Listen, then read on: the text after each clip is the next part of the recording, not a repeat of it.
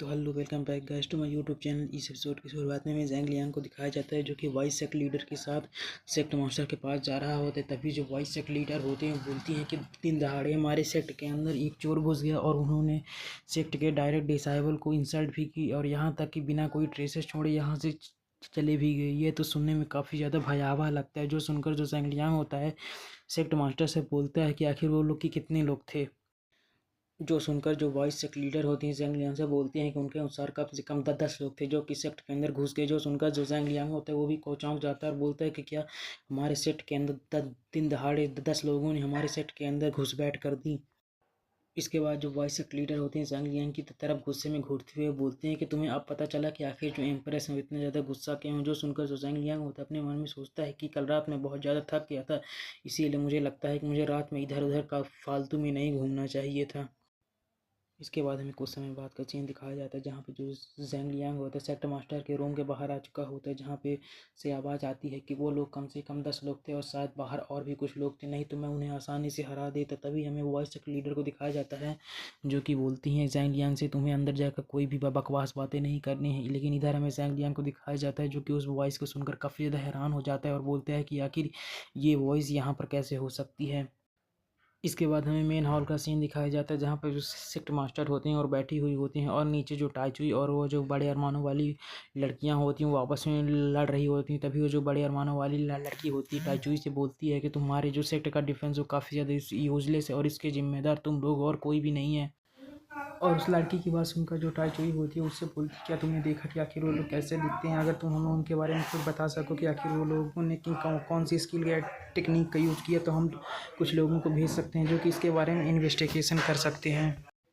इसके बाद हमें वाइस सेक्ट लीडर को दिखाया जाता है जो कि सेक्ट मास्टर के हॉल के अंदर आ चुकी होती हैं और बोलती हैं कि सेक्ट मास्टर मैं यहाँ पर जैंग लियांग को लेकर आ चुकी हूँ। और जैसे ही जो बड़े अरमानों वाली लड़की होती है जैंग लियांग का नाम सुनती है और पीछे देखती है तो देख कर चौंक जाती है क्योंकि वहाँ पर हमारा जैंग लियांग खड़ा हुआ होता है। तभी जो टाइचुई होती है वो बोलती है कि क्या कल रात को जो माउंटेन गेट था उसकी गार्डिंग तुम कर रहे थे, क्या तुमने वहाँ पर कोई हलचल देखी है जैंग लियांग। जो सुनकर जो जैंग लियांग होता है उसे मना कर देता है कि मैंने वहाँ पर कुछ भी नहीं देखा। लेकिन हमें उस बड़े अरमानों वाली लड़की को दिखाया जाता है जो कि जैंग लियांग को यहाँ पर देखकर काफ़ी ज़्यादा फ़नी सा रिएक्शन देती है और अपने मन में सोचती है कि आखिर ये यहाँ पर कैसे हो सकता है। इसके बाद हमें जैंग लियांग को दिखाया जाता है जो कि उस लड़की से अपना मुँह छुपाते हुए अपने मन में सोचता है कि आखिर ये जो बड़े अरमानों वाली औरत है ये तो एक लिटिल डीमन फॉक्स है, तो आखिर ये सेक्ट मास्टर की से डिसाइबल कैसे हो सकती है। तभी हमें टाइचुई को दिखाया जाता है जो कि पूछते हुए उस बड़े अरमानों वाली लड़की से पूछती है कि आखिर तुम्हें क्या हुआ, तुम्हारे साथ क्या गड़बड़ है। जो सुनकर वो जो लड़की होती है वो चिल्लाते हुए बोलती है कि नहीं नहीं मुझे बस थोड़ा सा चक्कर आ रहे हैं। तभी हमें सेक्ट मास्टर को दिखाया जाता है जो कि उस लड़की से बोलती है कि जो जैंग लियांग वो हमारे जेड गर्ल सेक्ट का एक गार्ड है, माउंटेन गार्ड है, अगर तुम उसे कुछ बता सको तो शायद वो कुछ कर पाएगी क्योंकि वो बहुत ही ज़्यादा पावरफुल है और शायद उसने उन चोरों को देखा भी हो।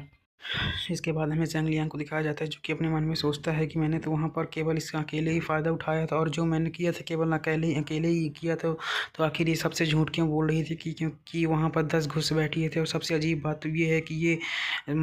सेक्ट मास्टर की 6th डिसाइबल है, फिर भी इसे डीमन लॉकिंग टावर में कैद क्यों किया गया था,